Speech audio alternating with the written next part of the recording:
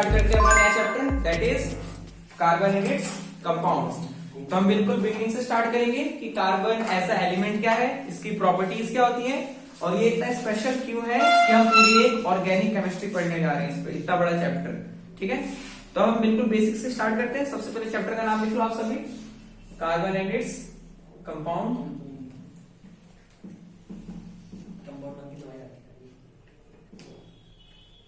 तो देखो सबसे पहले हमारे पास है इसमें कार्बन। तो कार्बन क्या है, एक एलिमेंट है, यानी इतना बताओ।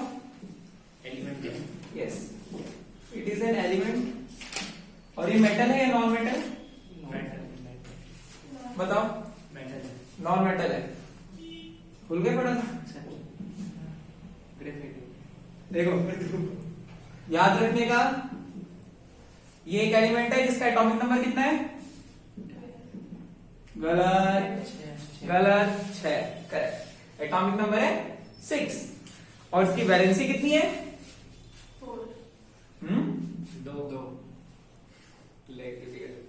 देखो अगर मैं इसका एटॉमिक स्ट्रक्चर बनाऊं KL, तो पहले में 2, दूसरे में 4। तो देखो हमने लास्ट चैप्टर में हम पढ़ चुके थे, ये सब चीजें अच्छे से समझाई थी कि कैसे बॉन्डिंग बनती है, क्या होता है। हमने कोवेलेंट और आयोनिक बॉन्डिंग देखी थी। ओके, आयोनिक बॉन्डिंग में क्या था कि इलेक्ट्रॉन्स का ट्रांसफर होता है, मतलब दे दिए या ले लिए। बट यहाँ पे क्या हो रहा है, ट्रांसफर नहीं होगा। क्यों? क्योंकि ट्रांसफर तब होता है या तो तीन तक 1 2 3 लेने हो या 1 2 3 देने हो। इसमें तो 4 है। स्टेबल होने के लिए और कितने चाहिए? ऑक्टेट बनाने के लिए से कितने इलेक्ट्रॉन चाहिए?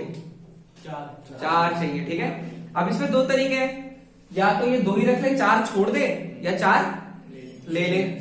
लेकिन दोनों में ही बहुत ज्यादा एनर्जी लगेगी, तो ये आयोनिक बॉन्ड फॉर्म नहीं करता है। ये याद रखना हमेशा, carbon does not form ionic bond, it only forms covalent bond. Okay, it only forms covalent bond because इसकी वैलेंसी है, कितनी है इसकी वैलेंसी?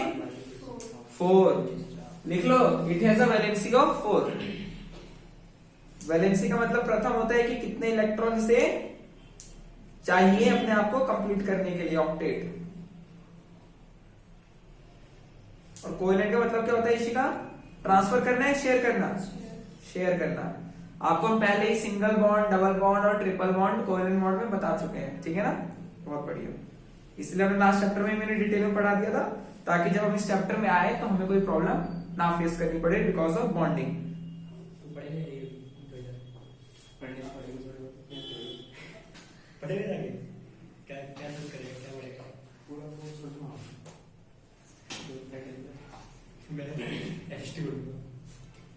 सुनो, एसएसटी का एग्जाम है, बता देगा। मैं बहुत वैसे तो अब लास्ट मोमेंट मैंने एक नोट्स भेज दिए, देखना आपको कैसे लगते हैं। ठीक है ना, और मैंने आपको प्रिंटिंग वाला चैप्टर पढ़ा था, तो मैंने उसी के बेसिस पे दे रखे। ठीक है, देखना काफी अच्छे नोट्स हैं।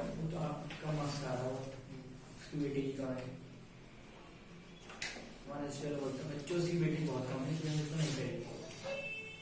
चलो ठीक है, तो इसकी वैलेंसी कितनी है बच्चों, भी आपको बताया? 4।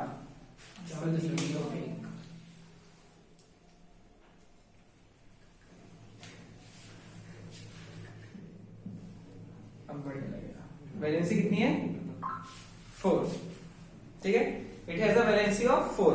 ओके, तो ये क्या करेगा, ये ना देगा ना लेगा। कोवेलेंट कहते हैं, इलेक्ट्रोवेलेंट बॉन्ड फॉर्म नहीं होंगे। Good evening. गुड इवनिंग, आ जाओ। जय श्री कृष्णा। डिस्टर्ब कर दिया? नहीं नहीं, आप लोगों को तो पढ़ाने इसमें डिस्टर्ब। चलो इधर देखो। ओके, चलो इन द एंड ठीक है, टाइम पे आ गया। चलो ठीक है, अब अच्छे से बैठो, स्टार्टिंग है, कुछ मिस नहीं हुआ है आपका। ठीक है, इस चैप्टर की हम बिगिनिंग से बिगिनिंग कर रहे हैं ताकि दिक्कत ना हो। सेटल डाउन हो गए? ठीक है, चलो देखो, तो हम स्टार्ट कर रहे थे, आपका करते हैं यही आपका कार्बन एंड इट्स कंपाउंड। तो हमने इसमें देखा कि कार्बन एक मेटल है पहली बार। ठीक है, एलिमेंट है, सॉरी कार्बन आपका एक एलिमेंट है जो कि नॉन मेटल है, याद रखना। Carbon is a non metal, और इसका एटॉमिक नंबर कितना है? 6। और इसकी वैलेंसी कितनी है? 4। और इसका इलेक्ट्रॉनिक कॉन्फ़िगरेशन क्या है? K में 2 इलेक्ट्रॉन और L में 4 electron.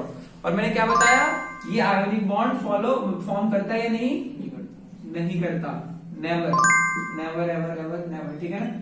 Okay, it only forms covalent bond, always forms covalent bond, it always forms covalent bond. अब आपसे कोई ये रीजन पूछ सकता है कि कोवेलेंट बॉन्ड क्यों फॉर्म करता है, तो आप क्या बताओगे? कि वो शेयर करता है हाइड्रोजन, क्या? वो शेयर करता है, मतलब इसको स्टेबल होने के लिए 4 और चाहिए। यस, वही लॉजिक है, क्योंकि इसकी वैलेंसी कितनी है 4। अगर किसी की वैलेंसी 1 हो या 2 हो या 3 हो तो वो आयोनिक बॉन्ड फॉर्म करता है, कर सकता है, ठीक है ना। बट इसकी वैलेंसी कितनी है 4। अब इसका रीजन क्या है? It only forms covalent bond में आप लिखोगे बिकॉज, इधर रौनक ये सब और ठीक है ना। It always forms covalent bond because, it always because, इधर देखो बिकॉज बच्चों, because carbon is a tetravalent compound.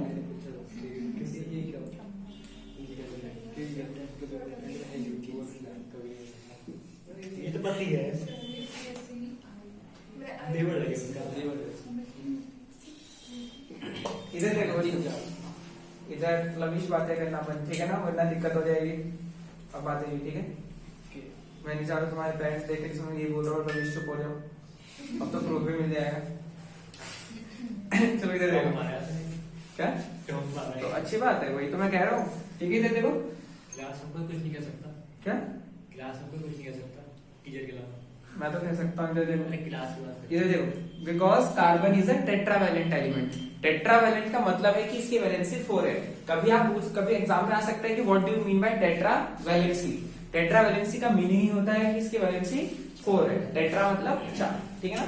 Okay, तो it forms a covalent bond, और it always forms a covalent bond आपका carbon, because carbon is a tetravalent element. Okay, इसकी valency 4 है, तो इसे अगर इसे क्या बोलते हैं, बैलेंस होना है, या तो ये 4 इलेक्ट्रॉन लूज करे या 4 इलेक्ट्रॉन गेन करे, और ये दोनों ही पॉसिबल नहीं है, मतलब बहुत ज्यादा एनर्जी लगेगी। तो उससे अच्छा क्या फॉलो करता है, कोवेलेंट बना लेता हूं अपने, मिलजुल के शेयर करके बच जाएंगे, ठीक है ना, उस तरीके से।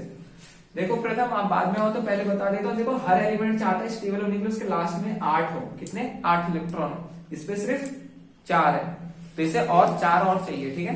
लेकिन ये 4 नहीं लेगा क्योंकि बहुत खर्च करना पड़ेगा एनर्जी, ओके, ठीक है, अनस्टेबल हो जाएगा। तो ये आपका ये हो गया, ये स्टार्टिंग का बिगिनिंग पोर्शन है जो आपको अच्छे से होना चाहिए। It is an element, it is a non metal, atomic number 6 है, ये टेट्रावैलेंट है, ये आयोनिक बॉन्ड कभी फॉर्म नहीं करता है, ये सिर्फ कोवेलेंट बॉन्ड फॉर्म करता है। ओके, क्लियर है इतना। अब देखो इसके बाद आपका आता है कि जैसे आपने सुना होगा कि एटमॉस्फेयर में कार्बन या क्रस्ट में कार्बन का अमाउंट बहुत कम है, शायद से 0.2% होता है। Okay, amount of carbon present in our earth crust. Okay, clear है। तो ये आपका बेसिक था। अब देखो ये जो आपके पास कार्बन है ये आपको अलग अलग फॉर्म में मिल सकता है, ठीक है। एक होता है फ्री स्टेट में, इसमें फ्री स्टेट में, या कंपाउंड की फॉर्म में। तो देखो फ्री स्टेट क्या होती है, जैसे कि आपकी ग्रेफाइट होती है, जैसे आपका जो पेंसिल का लीड होता है ना आगे, वो ग्रेफाइट से बना होता है। तो फ्री स्टेट में हो गया आपके पास ग्रेफाइट, और दूसरा डायमंड। ओके, क्योंकि ग्रेफाइट और डायमंड में कार्बन एकदम प्योर फॉर्म होता है, उसके साथ कोई और एलिमेंट मिक्स नहीं होता है, ठीक है, only carbon carbon. Okay, but और उसी में एक और होता है बकमिस्टर फुलरिन, ठीक है, एरोट्रॉप्स में पढ़ेंगे। और कंपाउंड फॉर्म में आपके सब कुछ आ जाता है, जैसे आपके कार्बोनेट और होते हैं, सुना है ना, हमने पढ़ा था, जैसे कैल्शियम कार्बोनेट, समझ रहे हो, CaCO3, तो उसमें भी कार्बन प्रेजेंट है, ठीक है। आप कहते हैं और बहुत सारे जैसे क्या बोलते हैं कार्बोनेट किस किस के हो सकते हैं, लाइमस्टोन, ठीक है ना, वही हो गया आपका। वैसे बहुत सारे कहते हैं सोडियम हाइड्रोजन कार्बोनेट, आपका बेकिंग सोडा, समझ रहे हो। तो जिन जिन में कार्बन है वो आधे कंपाउंड, यस, चॉकलेट तो वही है, ठीक है ना। अब देखो कार्बोनेट हो गया, जैसे कि आपको ये बताया था, आपके कार्बोहाइड्रेट्स जो आप खाते हैं, ठीक है ना। कार्बोहाइड्रेट पता है आप लोगों को क्या होता है, हाँ, ये fat, yes, starch, sugar, fat, मतलब इसी कैटेगरी का लेकिन थोड़ा सा अलग है, ठीक है ना। तो उसमें भी आपके प्रेजेंट होते हैं, ठीक है। प्रोटीन्स के अंदर भी कार्बन प्रेजेंट होता है, ठीक है। आपका जो लकड़ी है, वुड है, इवन हम लोग भी, हमारे अंदर भी कार्बन है, ठीक है ना। अब हम स्टडी करेंगे आगे, हम पढ़ेंगे कि हम कार्बन की स्टडीज को, कार्बन कंपाउंड की स्टडी को हम ऑर्गेनिक क्यों कहते हैं, जो भी आपको बताया थोड़ा सा, क्योंकि जितनी भी नेचर में चीजें हैं, ऑर्गेनिक चीजें हैं, वो सब उनके अंदर कार्बन प्रेजेंट है। ओके, कार्बन बेस्ड लाइफ है अर्थ पे, मतलब अर्थ में जितनी भी चीजें लिविंग है उन सबके अंदर कार्बन प्रेजेंट है। ओके, समझ रहे हो। और ये भी पूछा जाता है कि कार्बन के ही इतने ज्यादा कंपाउंड क्यों होते हैं, तो सिंपल सा आपको ये रीजन देना, because carbon is a tetravalent element, ठीक है। इसकी वैलेंसी 4 है, तो 4 लोगों से, वो 4 डिफरेंट एलिमेंट से, 4 अपने ही टाइप के एलिमेंट से कंबाइन हो सकता है। तो ये ज्यादा लोगों से जुड़ता है, मतलब ज्यादा डिफरेंट टाइप की चीजों से जुड़ता है, तो ये ज्यादा कंपाउंड्स फॉर्म करता है कंपेयर टू अदर एलिमेंट्स, ठीक है। ज्यादा फॉर्म कर सकता है। ओके, अब हम इसकी एक प्रॉपर्टी पढ़ेंगे। एक चीज कहते हैं, ये बहुत ही स्ट्रॉन्ग बॉन्ड फॉर्म करता है, वो भी लिखते हैं, it forms very strong bonds. आपसे कभी ये भी पूछ सकता है कि इतने स्ट्रॉन्ग बॉन्ड क्यों फॉर्म करता है, क्योंकि कार्बन एटम ना बहुत छोटा एटम है, ठीक है। देखो जिस एटम का एटॉमिक नंबर जितना बढ़ता है, वो एटम का साइज भी उतना बढ़ता है, एटॉमिक रेडियस सिंपली बोले तो। बट ये आपके पास जो कार्बन है, इसका एटॉमिक नंबर सिर्फ 6 है, मतलब बहुत ही छोटा साइज में। तो इनके में क्या होता है, जब ये डिफरेंट एलिमेंट से बॉन्ड बनाता है ना, तो इनके बॉन्ड काफी पास में जुड़े हुए रहते हैं, तो काफी स्ट्रॉन्ग रहते हैं। समझ पा रहे हो, जिसके आप फ्रेंड हो तो अभी पास में, तो आपके बीच का बॉन्ड स्ट्रॉन्ग है। हो सकता है कि कोई दूर चला जाए तो फिर धीरे धीरे बॉन्ड वीक हो जाएगा, ठीक है, फिर दूसरा बॉन्ड बन जाएगा, ठीक है ना। तो यहाँ पे क्या बोलते हैं, ये क्या है, ये दुबला बन हुआ, क्या दुबला बन हुआ है, इधर सेम दुबला बन गया है। ऐसा कुछ नहीं है। तुम अपना एग्जांपल ले लो, तुम्हारे बचपन के दोस्त सारी वही है क्या, बदल गए ना, बदल गए ना, 7 साल पहले चला गया था, 8 ईयर उसके साथ और नहीं है क्या, ऐड नहीं मैंने, ऐड तो होती है। चलो इधर देखो, पर थोड़ा लेट, हाँ ठीक है, ये देखो। तो it forms very strong bonds because ये बहुत ही छोटा एलिमेंट है, ठीक है, इसका साइज बहुत छोटा है, बिकॉज ऑफ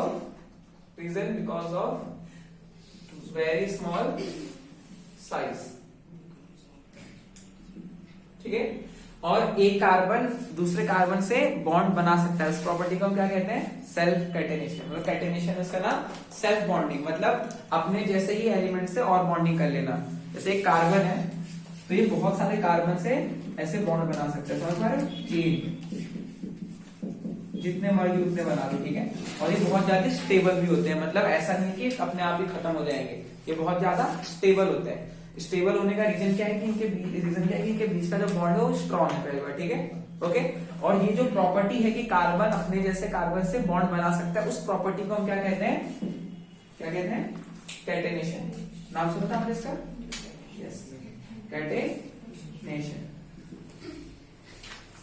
कैटेनेशन का दूसरा मीनिंग है सेल्फ बाइंडिंग प्रॉपर्टी।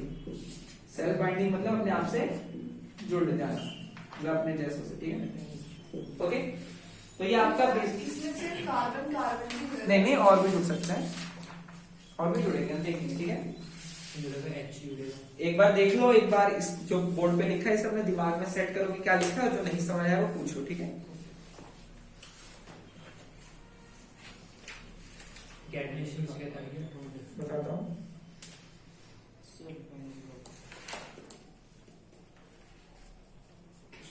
ये वाले जो है ना तेरे का, इसके तो बड़ा वो ये ध्यान से देखो जो है, अच्छा क्या भेजेगा बिल,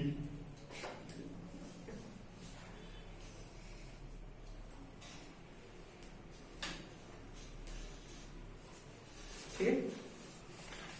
तो पूरा देखते हैं कैटेनेशन, इधर देखो, इनको कैटेनेशन में दिक्कत है बताता हूँ। मैंने क्या लिखा है, सेल्फ बाइंडिंग प्रॉपर्टी, मतलब कार्बन की वो प्रॉपर्टी जिससे वो बाकी कार्बन से अटैच हो जाता है, जुड़ जाता है, उस प्रॉपर्टी को हम कहते हैं कैटेनेशन।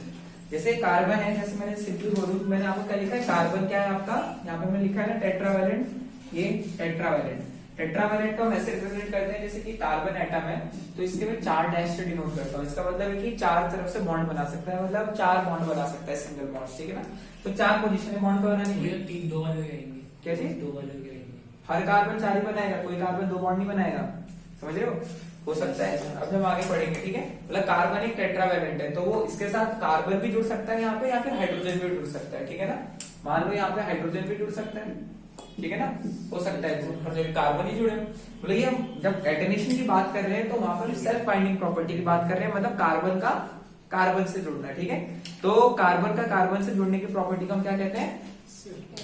कैटेनेशन। प्रथम लिख लोगे अगर एग्जाम में आया कि व्हाट इज कैटेनेशन, लिख लोगे? बताना जरा हिंदी में क्या समझे आप कैटेनेशन से?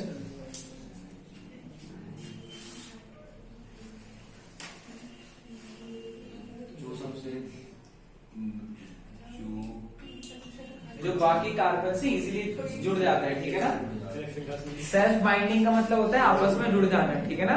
वो बच्चा है जो बहुत जल्दी दोस्त बना लेता है, सिंपली बोले तो। स्कूल में गया, 4 बच्चों को अपने साथ जोड़ लिया, ठीक है, और मतलब एस टाइप के, ठीक है ना, मतलब बहुत ही ज्यादा एक्सट्रोवर्ट है, ठीक है। कार्बन एक एक्सट्रोवर्ट बॉन्ड है, मतलब एलिमेंट है जो बाकी कंपाउंड्स मतलब बाकी एलिमेंट्स को बहुत जल्दी जुड़ जाता है उनसे। बाकी के एलिमेंट्स शर्माते हैं एक दूसरे से जुड़ने में, ठीक है, बट कार्बन नहीं शर्माता। चलो जल्दी से लिखो, जो भी इम्पोर्टेंट सब इम्पोर्टेंट है, जल्दी से लिखो। अब हम आगे बढ़ते हैं, इसके बाद हम एलोट्रॉप्स करेंगे, ठीक है। आज इसका फर्स्ट पार्ट अच्छे से कंप्लीट करेंगे। एलोट्रॉप्स में मुझे बहुत डिटेल में पढ़ाना है आपको, ठीक है ना, कि सबसे इम्पोर्टेंट डिटेल में पढ़ाना है। सिंपली बोलूं कि जैसे आपने पढ़ा होगा कि ग्रेफाइट इलेक्ट्रिसिटी कंडक्ट करता है या नहीं, समझे? बताओ, करता है या नहीं करता? रीजन? रीजन? यस, बिल्कुल करेक्ट। तो फिर इलेक्ट्रॉन आते कहां से? कार्बन से। इधर देखो। चलो अब हम डिस्कस करेंगे, ठीक है ना। जैसे आपने हमें फिजिकल प्रॉपर्टीज भी डिस्कस करनी है कि जैसे आपके पास एक डायमंड है और मैंने आपको ग्रेफाइट दे रखा है, दोनों क्या है? प्योर कार्बन, मतलब दोनों ही प्योर कार्बन है, समझ रहे हो? जो मैंने लिखा है ना फ्री स्टेट में ग्रेफाइट और डायमंड, क्योंकि इनके अंदर सिर्फ कार्बन होता है, कुछ और नहीं होता है। वही कंपाउंड स्टेट में मतलब जो बाकी चीजें भी मिक्स है उनके साथ, मतलब बाकी के एलिमेंट्स, ओके। तो जो आपके पास ग्रेफाइट और डायमंड है वो सेम चीज है, मतलब केमिकली दोनों ही सेम है, बट फिजिकली कितने डिफरेंट है। एक काले रंग का है और क्या बोलते हैं सॉफ्ट है, जैसे आपने पेंसिल की देखी ना, उसे घिसो तो हाथ में कितना स्मूथ हो जाता है बिल्कुल। और वहीं पे जो आपका डायमंड है वो कितना ब्रिलियंट है और कितना हार्ड है, समझ पा रहे हो? ये one of the hardest substances है ऑन अर्थ, समझ रहे हो ना, बहुत ही मजबूत, ओके। तो जो डायमंड है वो केमिकली दोनों सेम है, दोनों में सिर्फ कार्बन ही प्रेजेंट है, बट फिजिकली कितना कॉन्ट्रास्ट है, कलर का डिफरेंस है, मजबूती का डिफरेंस है, ठीक है ना, उसके अपीयरेंस का डिफरेंस है और उसकी कंडक्टिविटी का भी डिफरेंस है, ओके। तो हम ये देखना है कि डिफरेंसेस क्रिएट क्यों हुए, ओके, वी विल सी। करना है क्या? मतलब डायमंड ग्रेफाइट के बोलो, मतलब डिस्क्राइब करने को देगा? बिल्कुल आ सकता है कि हाउ कहते हैं graphite is different from diamond when they are both made from the same element. Graphite सस्ता होता है, डायमंड महंगा होता है, ऐसा ही लिख नहीं सकते हो। पीछे में से लिखेगा, मैं तेरे को 5 मार्क्स भी दे सकता था, अब मैं मुझे 0 दूंगा क्योंकि तूने आपसे सही नहीं लिखा। चलो हो गए।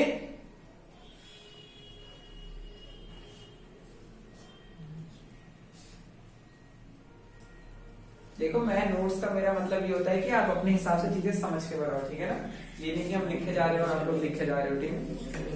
मार्क्स ना इन चीजों से आते हैं। कहाँ बैठ गए आप? दिखाओ इसी का ऊपर करो ना। 60, 61। चलो ठीक है।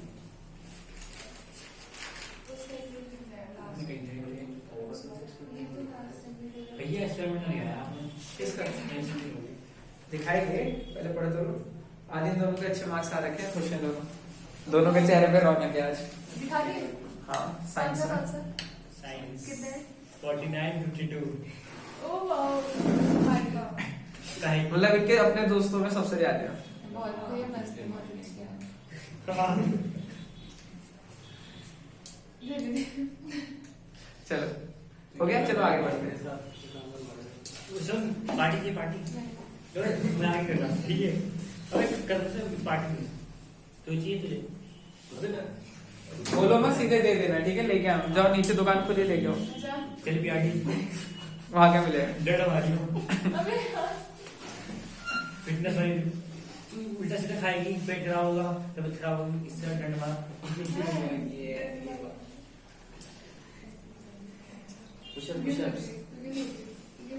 ये मारी से बांटते हैं इधर इधर इधर तो वो पता है वो क्या है? नहीं, इधर अब एलोट्रॉप्स की बात होती है, ठीक है ना। इधर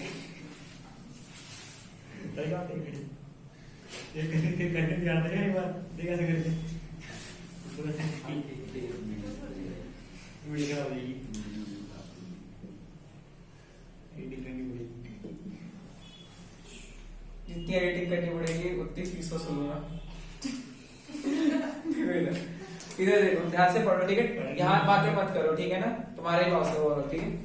एलोट्रॉप्स ऑफ कार्बन, देखो एलोट्रॉप्स ऑफ कार्बन के क्या क्या मतलब कि एलिमेंट तो सेम है दो सब में, कार्बन से ही बताओ, बट उनकी अपीयरेंस और फिजिकल प्रॉपर्टीज डिफरेंट हो। ओके, केमिकल प्रॉपर्टीज सेम होती है, बताते हैं एक ही चीज के दूसरे दूसरे तरीके, मतलब जैसे रौनक की नाम है, उसके 3 नाम दे दिए, ठीक है ना, ठीक है, बट उनकी थोड़ी थोड़ी प्रॉपर्टी अलग हो। जैसे कि हम देखने वाले हैं एलोट्रॉप्स ऑफ कार्बन, 3 एलोट्रॉप्स हैं यहाँ पे, ठीक है। मेनली आप 2 स्टडी करते हो, एक है आपके पास डायमंड, जिसे सब जानते हैं, सभी लड़कियों का फेवरेट, ठीक है, प्लेटिनम है किसी का, डायमंड रिंग, ठीक है।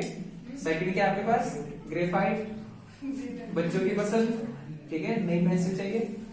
उसके अलावा थर्ड है आपके पास जो कि बहुत कम मिलता है, मिंस्टर, फुलर। ये देखो बच्चों, 3 है आपके पास एलोट्रॉप्स, इसमें 60 कार्बन का सेट होता है। कहाँ कहाँ लिख लिया इधर, ठीक है। तो देखो बकमिस्टर फुलरिन आपके 60 कार्बन का सेट होता है।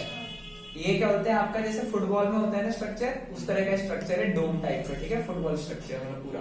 तो मेन चीज आपको डायमंड और ग्रेफाइट की प्रॉपर्टीज को हम देखते हैं, ठीक है। तो देखो डायमंड की अगर हम फिजिकल प्रॉपर्टीज की बात करें, क्या प्रथम फिजिकल प्रॉपर्टी से क्या समझते हो प्रथम आप बताओ?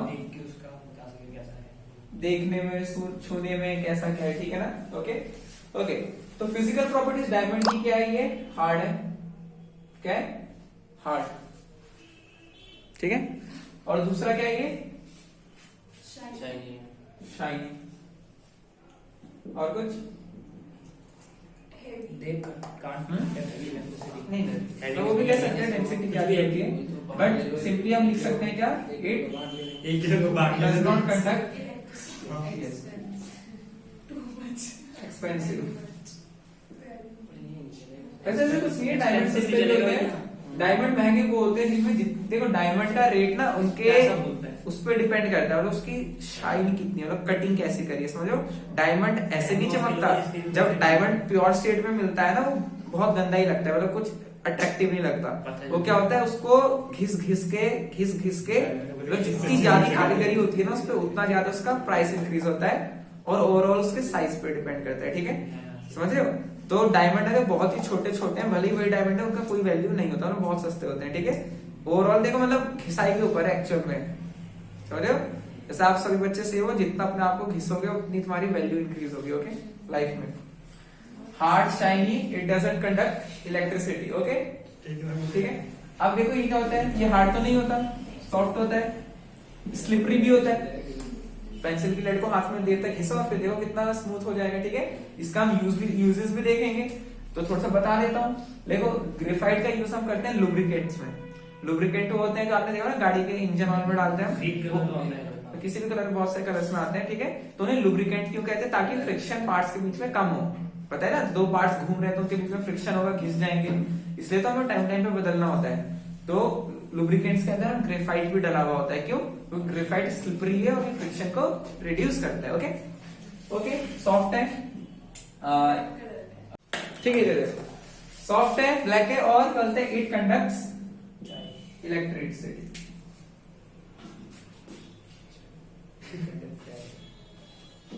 ओके, भले ही दोनों किससे बने आपके, कार्बन से, ठीक है। तीसरा भी कार्बन से बना है, देखो ये ना ही सॉफ्ट होता है,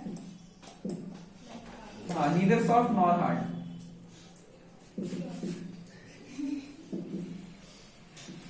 मतलब ज्यादा मजबूत भी नहीं होता, क्योंकि आपको पता है डायमंड क्या है, one of the yes most strongest substances.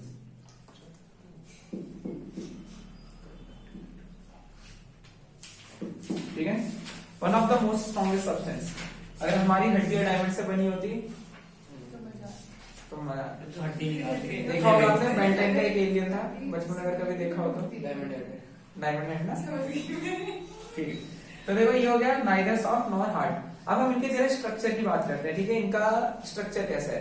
तो देखो बच्चों, जो आपका डायमंड, ये इनके बीच में फिजिकल है ना डिफरेंसेस, ये मुझे बताने आपको ऐसा क्यों होता है। आपने ये हमेशा सुना होगा कि कोयले की खदान में आपको क्या मिलता है, हीरा, सुना है ना। तो कोयले की खदान में हीरा मिलता है, तो कैसे। कोयला भी आप पढ़ चुके हो कि मैंने आपको पढ़ा था पहले कि कैसे फॉर्म होता है, ठीक है ना। पुराने समय में जो जंगल थे बड़े बड़े, सब जमीन के अंदर धस गए थे, बहुत ज्यादा प्रेशर आया, लेयर बनती गई, तो जमीन के अंदर गए, और वो जितना ज्यादा हाई प्रेशर और टेम्परेचर हुआ तो फिर वो फॉर्म हो गया आपके फॉसल फ्यूल्स में। जो आपका कोल है एक फॉसल फ्यूल, ठीक है। लेकिन अगर किसी सब्सटेंस में बहुत ज्यादा प्रेशर बढ़ा और टेम्परेचर ज्यादा था, तो उतने हाई प्रेशर और टेम्परेचर की वजह से वो डायमंड में कन्वर्ट हो जाता है, वही कोयला, ठीक है ना। समझ रहे हो। एक्चुअली में आज के टाइम पे हम डायमंड खुद से भी बना सकते हैं। हम क्या बोलते हैं, कार्बन को बहुत ही एक्सट्रीमली हाई प्रेशर और टेम्परेचर में डालते हैं, जिसकी वजह से फिर वो एक डायमंड में कन्वर्ट हो जाते हैं। मतलब आजकल आर्टिफिशियल डायमंड भी हम क्रिएट कर सकते हैं, ठीक है, ओके। और कुछ फर्क भी नहीं होता नेचुरल और आर्टिफिशियल में, कर सकते हो आप बिजनेस, लेकिन बहुत खर्चा आता है। जितने का डायमंड नहीं होगा उतनी बिजली लग जाएगी, ठीक है। चलो इधर देखो, तो ये था आपका, तो उस तरह से डायमंड क्रिएट होते हैं under high temperature and high pressure, okay. तो हम जो बात कर रहे हैं कि इनमें स्ट्रक्चर में क्या डिफरेंस होता है, अब हम वो देखते हैं कि ग्रेफाइट और डायमंड के स्ट्रक्चर में फर्क क्या होता है, ओके। तो है बोलो बच्चों, देखो जो आपका डायमंड का स्ट्रक्चर है, डायमंड में क्या होता है, हर कार्बन बाकी के 4 कार्बन से जुड़ा हुआ होता है, ठीक है, ठीक है। हर कार्बन 4 कार्बन से जुड़ा हुआ है, और ऐसी मतलब सबके सब जुड़े हुए हैं, समझ रहे हो,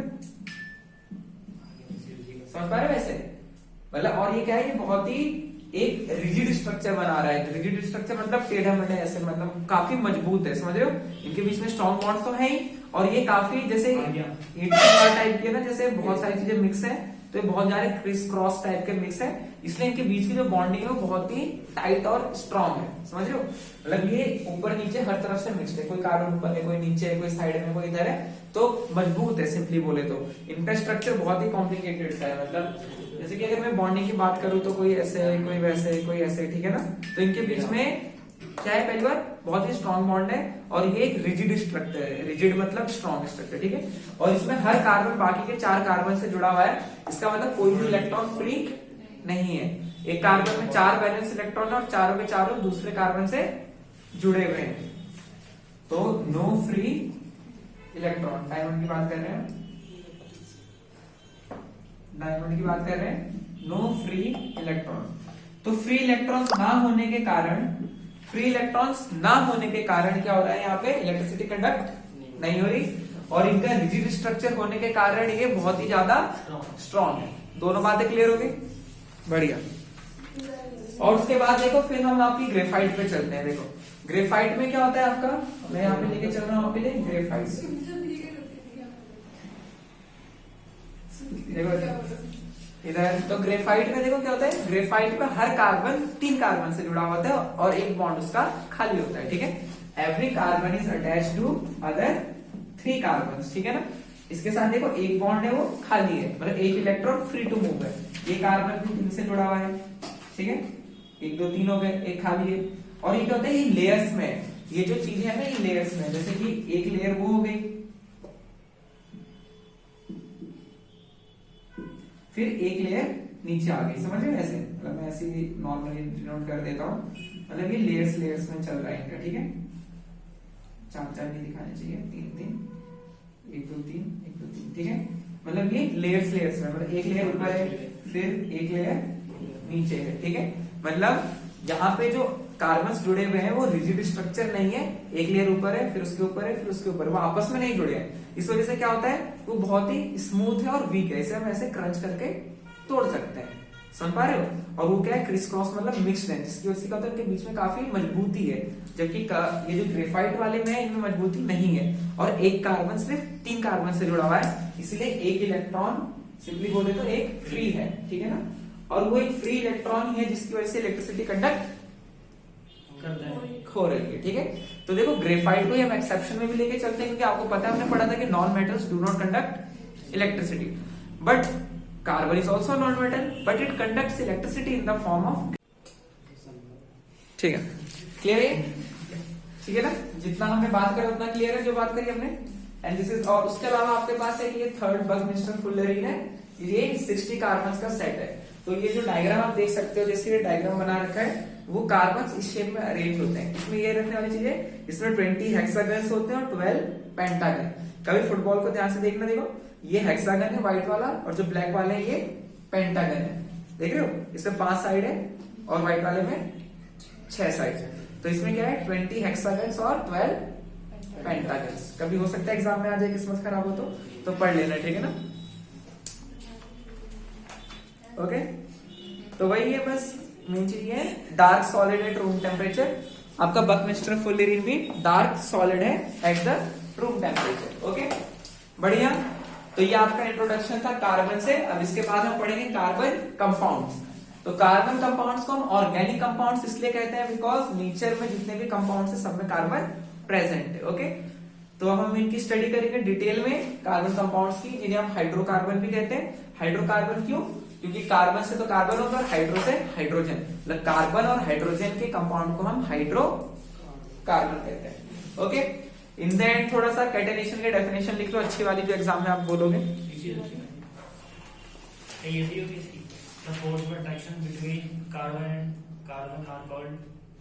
फोर्स ऑफ अट्रैक्शन मतलब बॉन्डिंग लिखा था, 2 बार से लिखो अच्छी से, तो मैं बता रहा हूँ. लिखो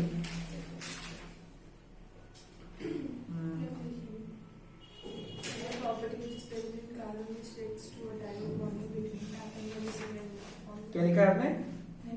It is a property which is present in carbon which leads to direct bonding between atoms of same element to form long chains, branches or rings. बिल्कुल सही, ठीक है. शॉर्ट में लिख लो. The property of self catenation क्या है? The property of self combination. The property of self combination of carbon atoms. The property of self combination of carbon atoms to form long